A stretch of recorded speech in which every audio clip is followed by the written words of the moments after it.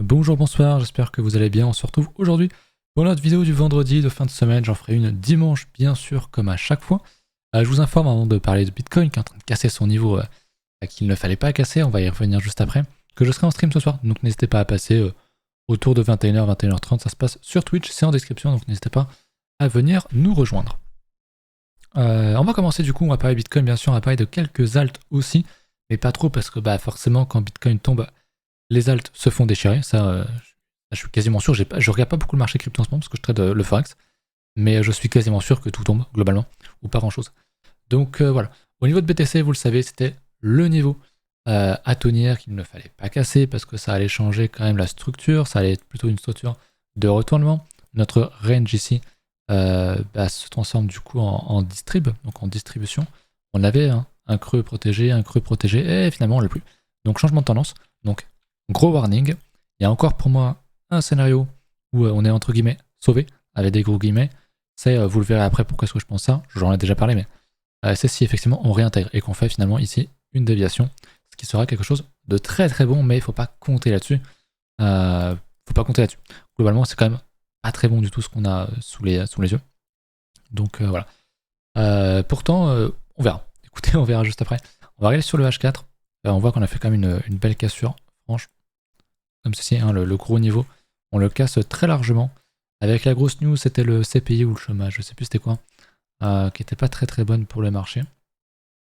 Et puis on casse, on est sur un TD9, on est sur un signal agressif de bottom, un setup parfait en plus. Mais c'est pas quelque chose que j'irais acheter les yeux fermés, alors qu'on vient en plus de casser un niveau. Voilà pour BTC, je voulais quand même vous montrer. Un peu plus gros. Deux choses sont intéressantes, on me l'a fait remarquer sur le Discord, c'était mon modo Ganja. C'est qu'en H1, il y a eu pas mal de positions qui sont ouvertes. Ce qui est très intéressant quand tu casses un niveau de voir beaucoup de positions qui s'ouvrent parce que potentiellement tu peux. J'ai fait une connerie. J'ai appuyé sur un bouton de ma souris. J'ai fait une connerie, je suis désolé.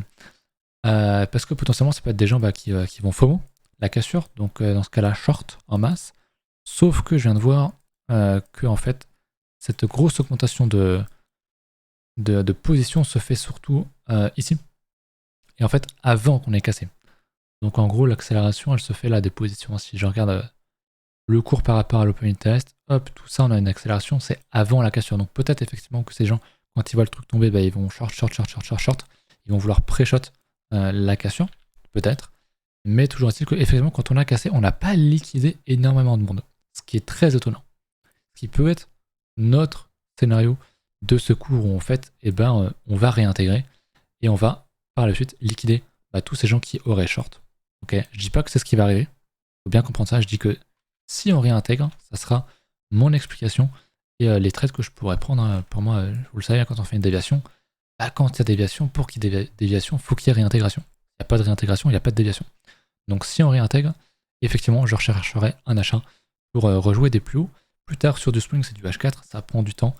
Mais peut-être que ça n'arrivera pas et peut-être que en fait, on va juste tomber, aller vraiment très très bas et prendre très très cher. Donc vraiment attention si vous êtes exposé. J'en ai parlé la dernière fois. C'est le scénario qu'il ne fallait pas réaliser. Malheureusement, il arrive. Malgré le fait qu'on ait quand même du full négatif, etc. Moi, je pense qu'on ira sans doute plus bas. Enfin, si on réintègre pas aujourd'hui demain en H4, je pense qu'on ira sans doute plus bas. Mais je pense pas qu'on aille nécessairement beaucoup plus bas. Je pense qu'au niveau des 25K sera à surveiller. Voilà. Après, je suis pas devin, vous le savez, je le répète tout le temps. On a aussi un gros spread qui est quand même bien négatif depuis pas mal de temps. Donc j'ai du mal en fait à être bearish malgré le fait qu'on casse un niveau. Pour autant, la réalité c'est qu'on casse un niveau. Qu'on s'oriente sur une distrib, qu'on s'oriente sur un retournement de structure, etc. Donc factuellement, c'est bien. Jusqu'à ce qu'on invalide le signal, pour moi, ça serait donc une grosse réintégration et un changement de structure en derrière. Mais pour l'instant, c'est pas le cas. Voilà. Voilà pour ça. Donc si vous êtes exposé sur les alts, attention, ce serait pas une mauvaise idée de sortir, sauf si c'est du très long terme, évidemment. Si vous avez acheté, lissé votre prix d'achat, du DCA, etc. Pour moi, il n'y a aucune raison de sortir ici, on est bien d'accord. C'est un range H4 qui casse sur PTC. Ça n'a rien à voir avec votre chart en hebdo, voire en mensuel sur vos alts. Donc ça, c'est quand même important. À noter au niveau des alts, on va les regarder d'ailleurs. J'ai pas trop regardé, Et je vois que, bon, malgré le fait que BTC tombe, on a quand même quelques alts qui tiennent. Ça, c'est une de mes alts. Le route qui fait un avalement à la hausse, concrètement, en hebdomadaire, donc c'est pas si mal. Après, c'est un cas assez isolé. Mais il y a un petit peu de vert aujourd'hui, l'air de rien, quand même.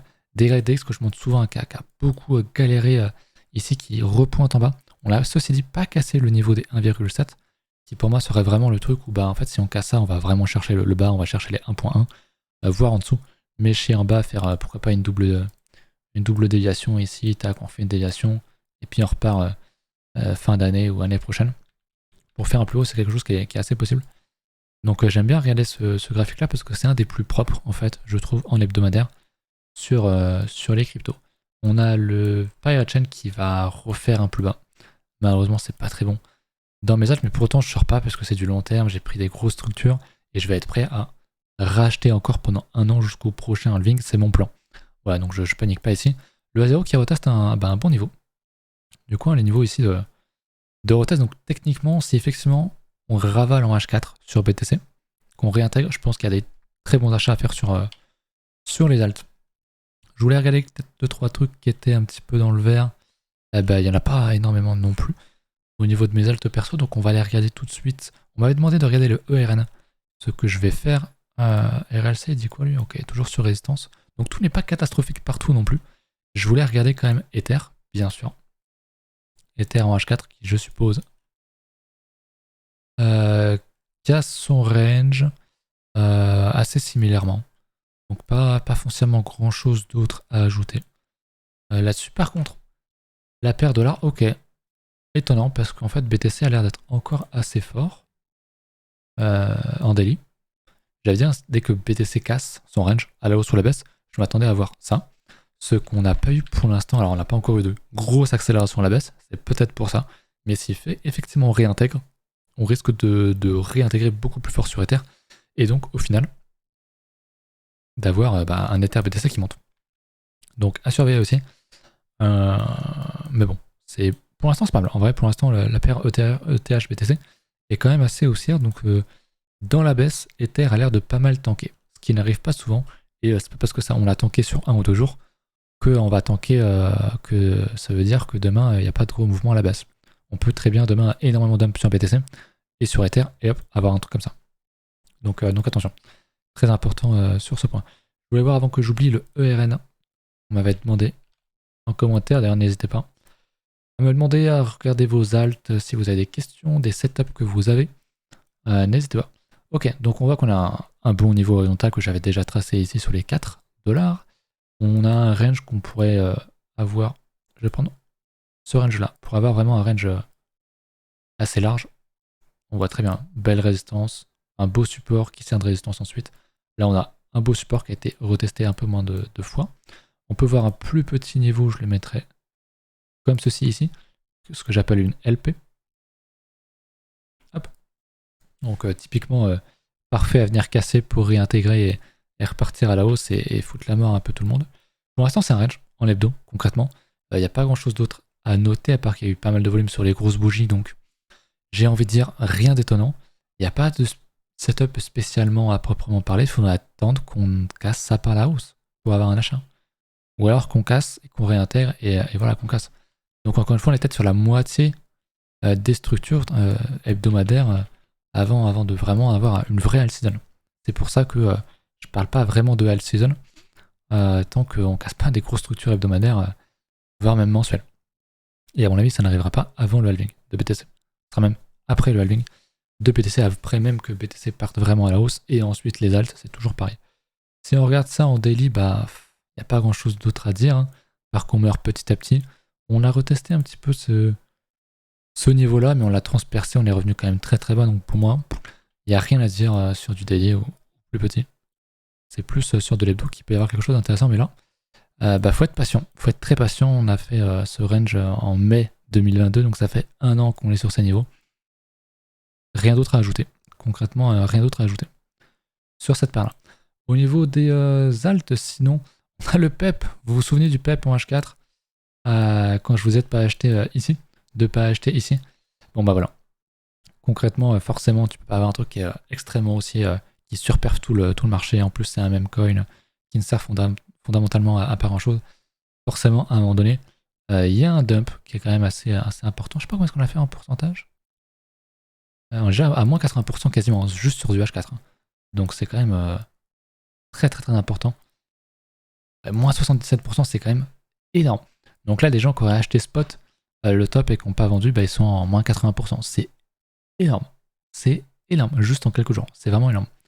Donc techniquement, on est sur un niveau intéressant. Il faudra voir éventuellement pour le trader si on fait des choses. D'ailleurs, j'aurais peut-être même d'ailleurs le regarder, le PEP. On va le regarder sur Bitgate en H4. Niveau indicateur, on a une diff qui est en train de se créer, qui n'est pas confirmée. Techniquement, on pourrait avoir quelque chose ici. Au moins pour aller choper un petit... je vais pas dessiner comme ça et avoir un stop, tu vois, un stop là, et choper un TP ici ou un peu plus haut. Parce que ça peut être quelque chose qui peut être très très volatile. On a pris quand même moins 80%, on est descendu quasiment en ligne droite. Donc faire ça, c'est pas déconnant, même si derrière on va crever et faire un plus bas. Donc il y a peut-être un achat à jouer ici, mais vraiment, attention, prenez-le seulement si vous êtes sûr de vous, si vous avez un setup ou quoi. Mais effectivement, on a une diff qui pourrait arriver. Donc assez intéressant. Mais voilà, du coup, le PEP, hein, c'était l'occasion de vous reparler de Bitgate. Si jamais vous voulez rejoindre l'école, gratuitement, vous avez juste à prendre un référent Bitgate, qui est en description à venir sur le Discord, et puis je vous ouvrirai l'accès avec grand plaisir. D'ailleurs, on va sans doute se faire un petit call prochainement. Je leur ai donné la documentation, on va se faire un petit call pour discuter un petit peu avec les quelques personnes qui sont là, tout simplement. Ça, c'était pour les alts. J'avais noté autre chose. Alors, le Kava qui est en 7% aujourd'hui, c'est pas forcément énorme, 7%. J'avais un truc dans le top 300, je crois. Voilà, le ARPA qu'on avait évoqué la dernière fois, je crois. Le ARPA, il me semble qu'on l'avait vu. On va aller voir sur Binance. Ouais, ok. Alors, en hebdo, ça dit quoi? En hebdo, du coup, on était sur cette résistance. Je vais mettre ça en zone blanche. On est en train de casser alors que BTC tombe. Attention, ce n'est pas clôturé. Il reste encore 2 jours et 9 heures pour la clôture hebdo. Mais si on close comme ça et que BTC réintègre son range, bullish quand même. On va pas se mentir, ça serait bullish. À surveiller bien sûr si on réintègre pas non plus en daily, etc. Mais on avait fait quelque chose de très très bien. On était, voilà, cette résistance là, vous la voyez, hein, je dézoome. Beaucoup de mèches, beaucoup de tests, de retest, encore et encore et encore et encore. On a refait ici un petit quelque chose pour aller, une petite structure pour rattaquer encore une fois la résistance et pour l'instant elle casse. Après, rien ne nous dit que ça va pas finir comme tous les autres, à savoir en mèche. Ok, on peut très bien close cette bougie ici, ou même ici. Donc pas de signal pour l'instant, mais cependant quand même très très intéressant de voir ce genre de choses. On va pas se mentir. Ça me fait penser du coup au SP, qui du coup n'a pas cassé, puisque comme je le trade sur un marché trading, je vois qu'on l'a pas cassé, on range encore. Ça a pété un jour ou l'autre, ça a pété, mais il a quand même beaucoup de mal, donc pareil, on est vendredi. C'est la fin de la session, de la semaine, donc il n'y aura rien avant quelques jours encore. À voir, peut-être qu'on pourrait ouvrir sur un gap aussi, ce qui serait très bien. Un gap en cassure comme ça, ce serait vraiment bien. Donc ça repousse encore la semaine prochaine, on ne nous casse pas, il y a encore une grosse indécision. Pareil, si lundi on casse ça à la hausse, il y a des fortes chances que Bitcoin réintègre également. Le CAC qui se c'est pas le CAC que je voulais dire, c'était le dollar qui se reprend un petit peu. On casse une trendline un petit peu, obtus. Pour moi, c'est pas forcément un gros signal d'achat ou quoi. On est venu retester le plus bas. J'attends personnellement, j'aimerais qu'on pose un top, je sais pas où est-ce qu'on est au niveau de Fibo. J'aimerais qu'on aille pas trop haut non plus. Voilà, on n'avait pas touché le 38.2, donc pour l'instant c'est juste un rebond du chat mort, ok, un dead cat bounce. On peut très bien faire ça, hop, et retomber. Donc rien de très alarmant non plus. On fait bien sûr une structure ici, mais sur un niveau qui a été beaucoup testé. On l'a quand même énormément retesté. Donc il peut être sauvé. Hein. Honnêtement, en hebdo, on peut réintégrer un mensuel, on pourrait refaire une clôture dans le support, réintégrer au-dessus des 103, 104 points, et nos rects sur les cryptos et sur les actifs à risque. C'est possible. Mais pour l'instant, il n'y a rien qui m'indique cela. Mais je comprendrais que des gens aient pris le trade à la cassure, par exemple. Je comprendrais. Mais pour l'instant, c'est vraiment du court terme. Voilà pour ça, je crois qu'il n'y avait pas grand chose d'autre à noter niveau tradi. L'or ne bouge pas non plus, je le sais. Le CAC 40 qui est pas mal, il nous refait un petit double bottom là. Il est assez exceptionnel. Au niveau des alts, voilà, je voulais peut-être voir, j'avais autre chose. Je crois top 400 ou je sais plus où c'était. Ouais, les shitcoins, les 1000 et 10 et tout, ça me détruit quoi. Moins 57%. Vraiment, l'ère des gros shitcoins. C'est marrant qu'on ait eu ça d'ailleurs, cette petite phase là des pepcoins, etc. Parce qu'en vrai, la période s'y prêtait pas trop. Il y a un truc dans le top 2, 300, je crois, qui était sympa. C'était le Tommy, c'est ça que j'avais à l'œil. On va regarder le Tommy que je connais pas. Et le DCR. Tommy. On n'a pas ça sur un vrai exchange. Voilà, alors là, ça sur Bitgate. Ok, il y a l'air d'avoir beaucoup de. C'est marrant parce que je pensais que c'était un stablecoin ici, mais pas du tout, on était à 3. Très bizarre comme graphique. C'est le Tom d'ailleurs, c'est pas le Tommy. Je dis de la merde, je vais aller plutôt sur Femex. Non, c'est ça, je crois. Hein. Très bizarre. Bon, vu les mèches, honnêtement, j'y toucherai même pas avec un bâton. On va regarder le DCR. Ah bah c'est le décret que je connais, c'est un vieux truc de 2017, ça. Hein. Quasi sûr. Il a été listé en 2020, mais je crois que c'est un truc qui est encore plus vieux. En l'hebdo, il creuse hein, quand même. Il creuse beaucoup. Alors, on div. Souvenez-vous de la double div hebdomadaire BTC qui a posé le bottom. Double div, là on a une div, une double div, une triple div, qui est très rare hein, parce que creux ici, creux ici, creux ici, creux qui est plus bas ici. On pourrait même d'ailleurs en refaire une ici dès qu'on repassera dans un momentum haussier. Donc quadruple div, si je me suis pas trompé dans le chiffre, c'est assez rare. On va pas se mentir. Je crois que j'ai même jamais vu ça en hebdomadaire.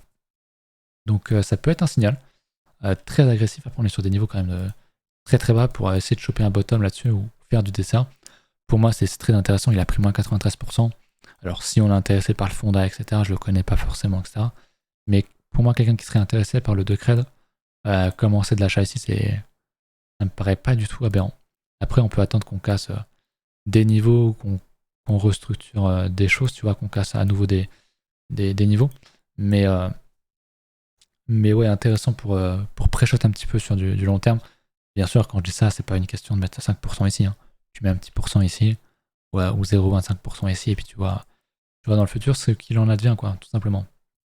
Voilà pour les alts, pour BTC. Pour l'instant, il y a plus un rejet en H4. Je vais essayer de vous montrer en H1 même. Je crois que c'est le 1, ça, ouais. C'est Lunar. Pas mal un beau rejet. Le Vegas est loin encore. Le Vegas H1 est très loin. On l'a très bien retesté juste avant la news d'ailleurs. Ici, je crois que c'était la news, hein, le 10, ouais. Donc c'était ça. Donc pour l'instant, c'est pas très beau, mais bon, on patiente, on croise les doigts pour qu'on réintègre, mais faut pas compter là-dessus, faut pas acheter ici en se disant bah ça va réintégrer, donc comme ça je vais avoir un prix plus bas. Non, pas du tout. Là on peut vraiment faire quelque chose de très moche à partir d'ici, on peut vraiment avoir une grosse accélération dès les prochaines heures. Hein. Faire un gros truc, un gros thème comme ça et massacrer le marché, c'est totalement possible. Je voulais revoir par contre Ether.